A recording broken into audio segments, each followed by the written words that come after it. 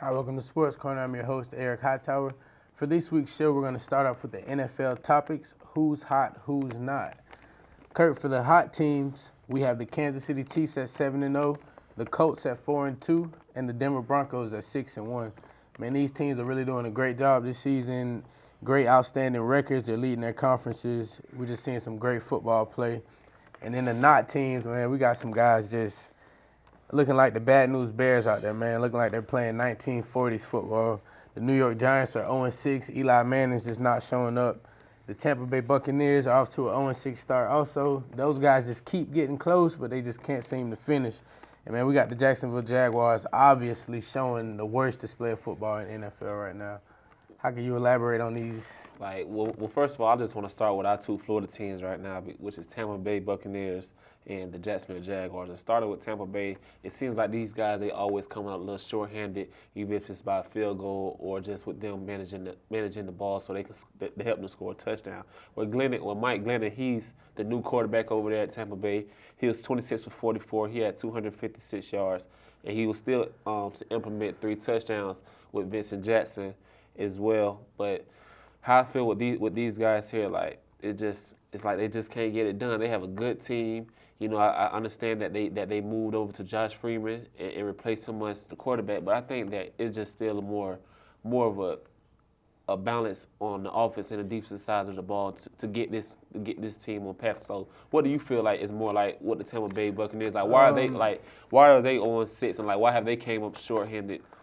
What I think Tampa Bay's problem is, I mean, like we can see, they're absolutely playing good football. They're playing great football, but it's just with the chemistry that they have with their offense, it's just not leading up. The defense isn't giving the offense enough time to rest because they're getting scored on. And I just think the Tampa Bay Buccaneers need to work on that secondary, just because those guys out there, they're getting too many passing yards on them weekly. And Right. That's just a big problem. And speaking on to the secondary, which helped Atlanta yesterday was Harry Douglas. He had 7 receptions for 149 yards. To me, he stepped up very big, replacing the injured Julio Jones and Roddy White. And I believe Tony Gonzalez, he was questionable under yesterday's game. So he stepped up, and as well as the running back Jaquez Rogers, he had 8 carries for 16 yards, and he implemented 2 touchdowns to help Atlanta pull the game out. Yeah. And with that being said, you know, it's still been very some troublesome over there in Atlanta. You know, they also came in short, but just for them to come in their into the Atlanta Dome and to get the job done, they pulled off a big win to help them in their division to where they stand at. Right, and then Eli Manning for the New York Giants, man, it's not that he's not playing good, he just doesn't show that leadership that he always shown. Like the way Peyton shows, he puts the team on his back and he'll go out there and get that win. Eli's just not, he doesn't have that killer instinct like he had last season. He's not looking much like a Manning. So just with New York being one of America's prime top teams, I know New York has to be sad, man. 0-6, this is the first time that's ever happened up in New York. They just haven't got a win. What do you think it's going to take for New York to get a win? You think they need to incorporate Hakeem Nicks a little bit more, or get their running game going, or what do you think is a big problem? To me, as a whole, the whole franchise, I think just from the franchise as a team, everybody needs to come in as one. And you know because they have the great leaders. And Manning, to me, you have your top 4 quarterbacks in the league, which is you have Tom Brady, you have Drew Brees, you have Aaron Rodgers, and you have Peyton Manning himself. But really, to me, I believe that Eli, he sits right up under these guys. And it's not that they don't have the role players, they don't have the veterans and the things to get it done. It's just that as a team, these guys have just yet not been able to get on the same page on both the offense and the defense. They have a great defensive line, even though they had a few key injuries this year coming on the D-line. It's just been a total It's total downhill. Yeah, man. It's just been downhill for those guys. So to me, they just have to go out there and really play New York Giants football.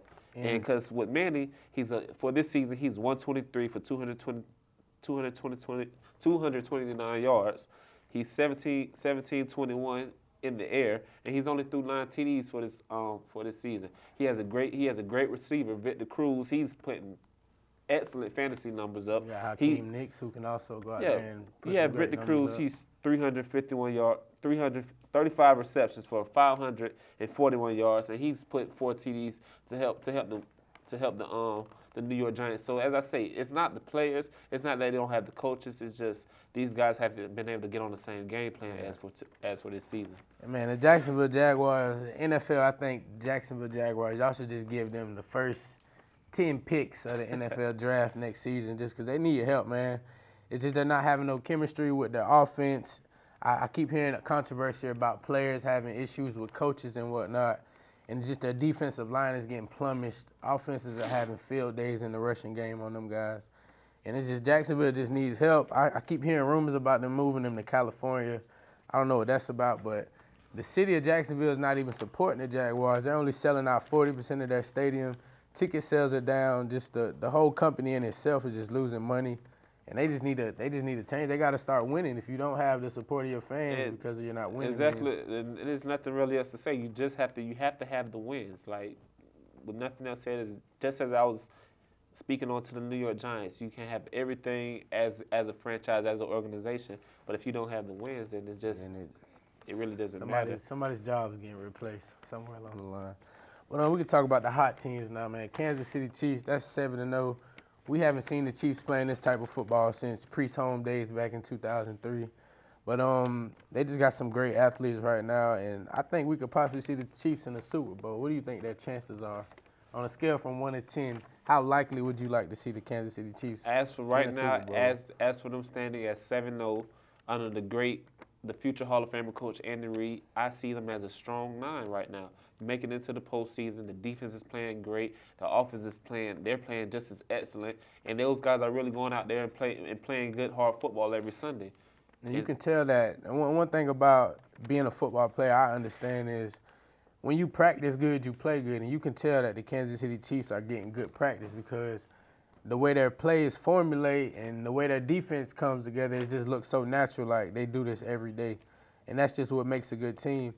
And moving on to the Broncos, you can actually see that they practice well also because the way their chemistry, they're 6-1, might I add, and they're led by the great Peyton Manning, and he's still going out there putting up big numbers. There was some controversy from the Colts, though. The owner said that Peyton Manning were putting up video game type numbers, but from those numbers, he would have liked to see more Super Bowls or championships. And that was big controversy because people don't normally come at Peyton Manning negatively like that. And for him to make a comment like that, do you think Peyton Manning will take that negative energy and turn it into something positive and just keep displaying great quarterback? Or did you think that kind of took a toll on Peyton Manning, the quarterback in itself? As a quarterback, Peyton Manning, like his numbers, they do show for himself.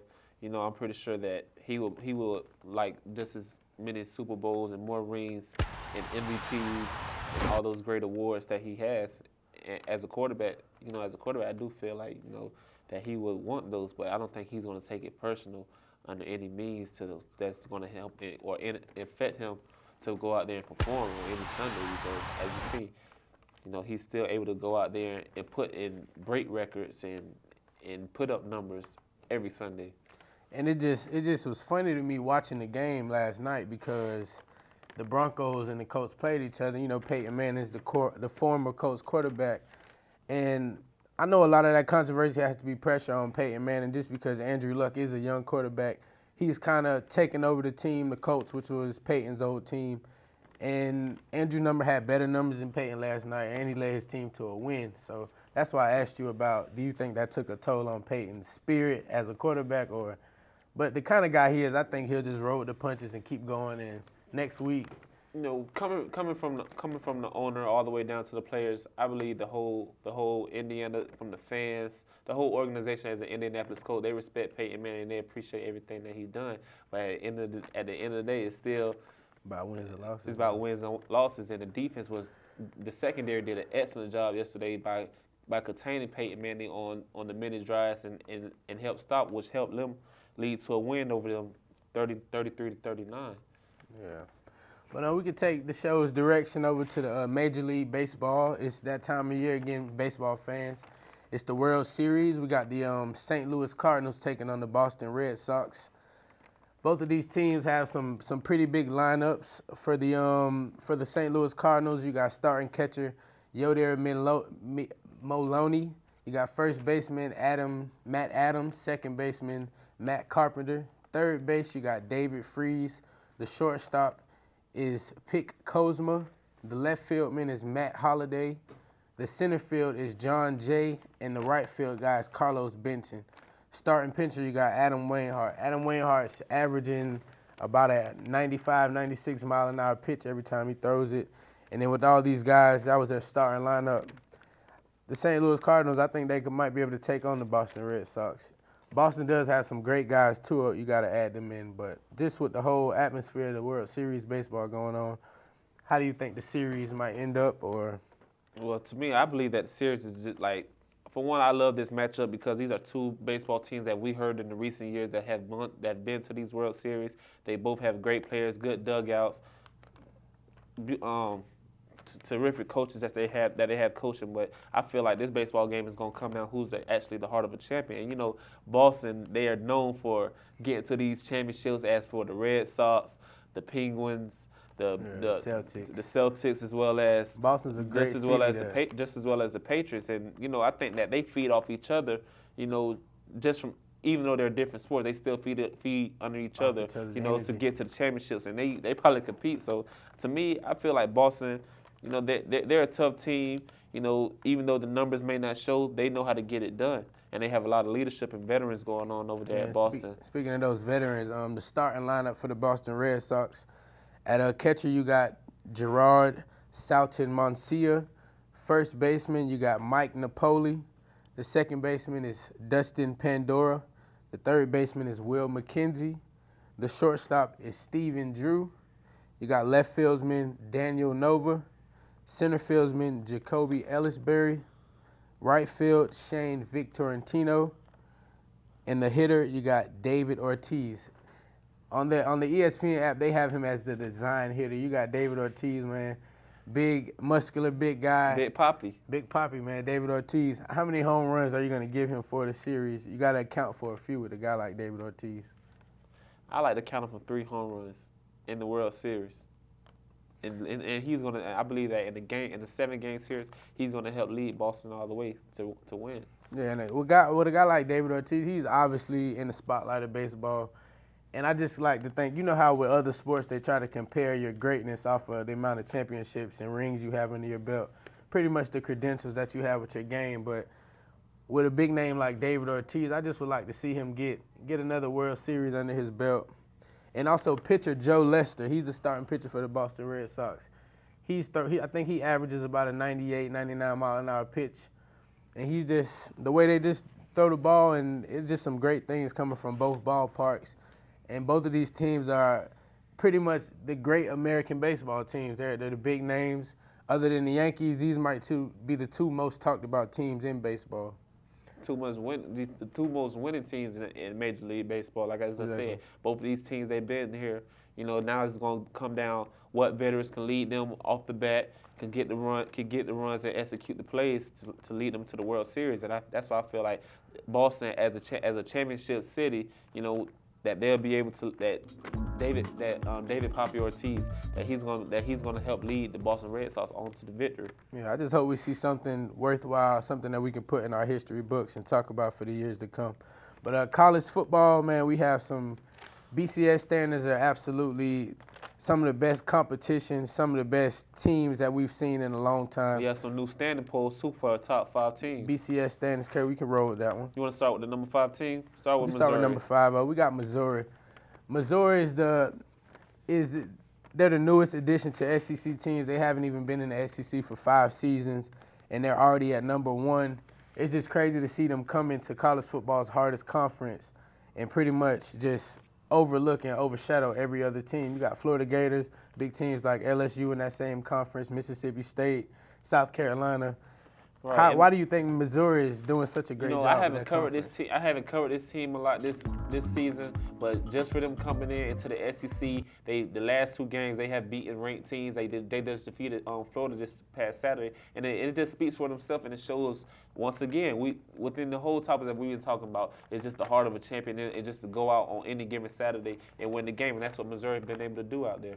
How do you think the Florida Gators just? I don't think they went into that game even expecting for Missouri to come out there and display that type of talent with them guys. and it wasn't a close margin game. From my memory, it was actually pretty far spread Yeah, game. But bit deficit within the points. And I just think Florida, Missouri. Florida, they're a young team. I understand they have a lot of freshmen and sophomores, but they still are able to produce the recruits and to go out there and to play good football. And that's just something that they've lacked. I don't know what the case is. I don't know, Will Muschamp, or is it coming from the coaches, is players thing? But you still, Missouri have done just the total opposite, to go out there on and to still be 7-0 and be number 5 in the country, which is a great job for them coming into the SEC. Yeah, great things coming from Missouri. We'll look out for them in the near future. But number 4 team in BCS standings, we have the Ohio State Buckeyes, led by great coach Urban Meyer. And that's just one thing I want to comment on. When you have a good coach, no matter what conference or what team he goes to or what level of play he goes to, that you can't take away from a great coach. Like Urban Meyer, he's just showing some. They're 7-0 in their conference. They're 7-0 in their record standings. And Ohio State's just out there playing great football. And I just feel like at any given day, any of these teams could be ranked any number. They're just not. It's just so much competition, and the level of skill is so close. But number 3, who do we have, Kurt? We have Oregon coming in as number 3.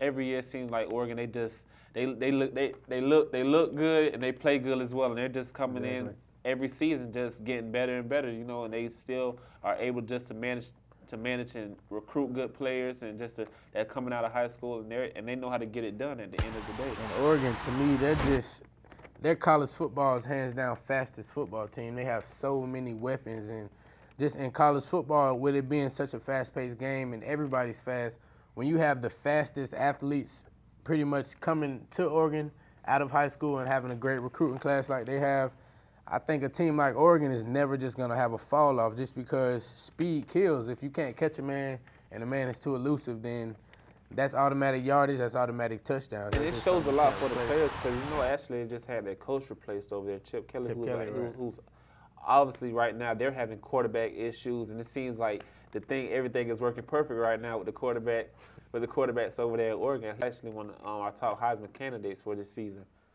All right, and a little secret about Oregon, if anybody doesn't know, I know Oregon is always in the spotlight of college football because they have some of the nicest uniforms and nicest designs. It's no telling what you might walk out of your locker room and see Oregon dressed in. They might have an all-pink uniform, all-pink cleats.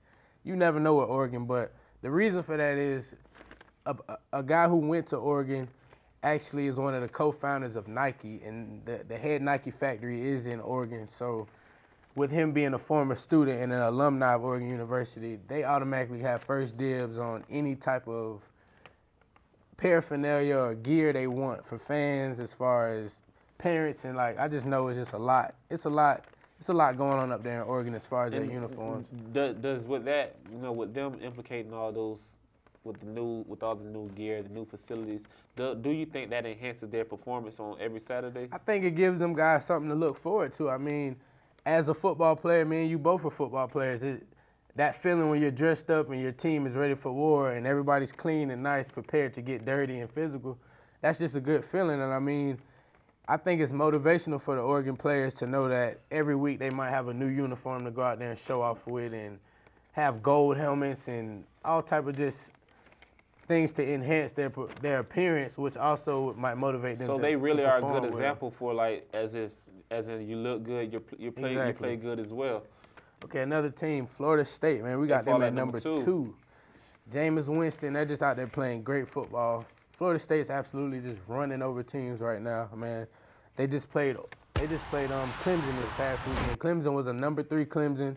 Florida State absolutely went out there and embarrassed them. The game wasn't even at Doak Campbell Stadium. They actually traveled to Clemson to play the game. And Jameis Winston and his receiver core, they all just stepped up and just had big plays. How do you feel about the outcome? Florida State as a whole, they went into Death Valley and they played Florida State Seminole football. Jameis Winston, he was able to execute. The defense they held, they was able to hold the ball. And Florida State, they jumped to number 2 with the number 6 and 17. They with the loss of with them taking the loss in the standings of the BCS standings, that helped Florida State that come in at number 2. But it was just a total a total whooping. Like Florida State's they're just a powerhouse, and we're just back to that 1999 Florida State football where you saw Chris Winkie throwing to Peter Ward. Florida State, I just feel like their biggest problem along the years, these past few seasons, where they've kind of fell off the face of college football as far as being ranked amongst the top teams in college football. They just needed a quarterback, and I just think once you have a quarterback, it's kind of like a school. You need a principal to run the school. You need a quarterback to run an offense. And right now, Jameis Winston he's Mr. Clark, man, right now. He's showing the best. And he's a freshman. That's what I just can't believe about him, because his pocket presence and just the way he acts. Have you seen him post-game interviews? And I think that's where a lot of us who's watching him is more impressive, is for him to do it at the freshman level, just to go out there from the leadership, to lead the huddle, to execute each play, and just to go out there and just be a straight powerhouse towards the offense, and especially against a top-ranked team with another quarterback just as well, Taj Boyd. For him to go out there and to perform at the high level it is just very impressive. Yeah, and that was and the impact of that game.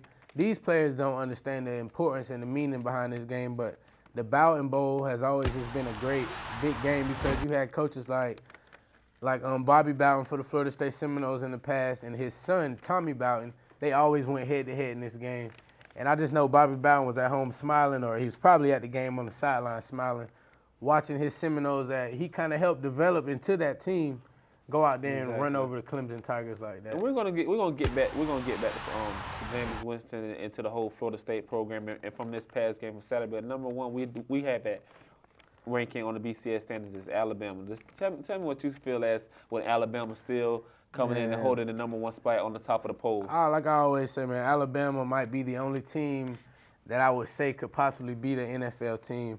The New York Giants, Alabama might be able to mess with y'all. Tampa Bay Buccaneers. That was so disrespectful. Alabama might be able to beat y'all. Alabama would never be able to touch the great Eli Manning. Yes, Jacksonville Jaguars, Alabama might be able to beat y'all. I know I'm talking reckless right now. I'm exaggerating, but that's just how much I'm trying to exaggerate the fact that Alabama's a great team. And just over the years, over the seasons, I just like to see this team grow under Coach Nick Saban. He's just out there. He's a great leader, and I think the reason they play such great football is just because those guys enjoy playing for Nick Saban, because he's serious, but he's also a person at the same time. He's a genuine, down-to-earth man, and he knows how to recruit. Alabama always has a great recruiting class. You always have some of the big-name, top high school prospects seen on that Alabama team, and just as long as they're bringing guys in and you have a team that's just growing, I don't know if anybody can knock them off of their ring, but Florida State could be that team, I feel like. Yes, and that's why I also had predicted to see each other in the BCS standard. I picked Florida State to win the ACC championship, and I clinched Alabama to win the SEC championship. But as you were speaking on that number one team, is that Nick Saban, once again, he's a great leader, and players like playing with coaches who can go out there and lead the team and help teach them the game, and just not just on the field but off the field as well. Exactly. And Nick Saban, he's just done a great job of just leading, and the tide. He's just helping let the tide to continue to roll on. Roll the tide. Huh? Exactly. I think the Florida State Seminoles are going to put a nice spear right in the center of that tide. And as well as Alabama, I believe the quarterback McCoy, he broke Tim Tebow's record for the all-time passing yards in the SEC, and he's a great leader as well at the quarterback and he's able to connect with great receivers, C. Jones and Amari Cooper, and they also have good young leaders over there as Clayton Dix. I've seen him; he had a pick six this Saturday as well. And Alabama, as long as they can just continue to go out there and play the good powerhouse football that they're playing, they can just continue to roll on to the BCS championship. So as far as right now, the BCS championship, our Sports Corner's predictions is I think we can both agree that we might see Alabama versus Florida State. Who might win that game? That'll just be something we got to witness. But I'm not Missouri. I like the improvement they've done, and for them to come over to the SEC at the number 5. The SEC yeah, I'm not. No, Ohio State is still questionable over there. What they can still do over the Big Ten, they're still led by Urban Meyers. Those guys, they make it fall up. They make it fall up to the number 2 spot. Oregon, I still they're going to clinch their division, but for them to come over and get to the SEC and play play a BCS, play in that atmosphere on the BCS championship where they can contend versus a top school is Florida State and Alabama. I ain't too sure about So I'm that. just going to stick with the number two teams is Florida State and Alabama to see each other in the BCS championship. I think we can agree on that. We could roll on with Sports Corner's top 5 plays of the week, top 5 college football plays of the week, actually. With number 1 play, we got Tennessee's Marquez North. He goes up for a great left-handed one-hand catch. It's over the shoulders, just a beautiful catch just because the defender was right there on him. He had another defender who could have possibly tackled him. Number 2, we got Jameis Winston going up top for a big Kevin Benjamin, number 1. He goes up over 2 defenders. Coming in number 3, we have Cody Whitfield with the acrobatic one-handed catch over the defender. He helped lead Stanford to a win over the UCLA. It's a great catch. Number 2, we got Levi Whitfield with the kick return for Baylor. I just like how he goes left and he reverses field. Kind of reminds me of Peter Ward back in his old days. He pressed all the buttons on the control on that play. 51 versus Iowa State, that's terrible. Number 2, we got Levi Norwood. Excuse me, we have Jadeveon Clowney coming in at a hit that you guys probably remember from last season. Right, Jadeveon Clowney, he's just a grown man, man. He just comes in that backfield.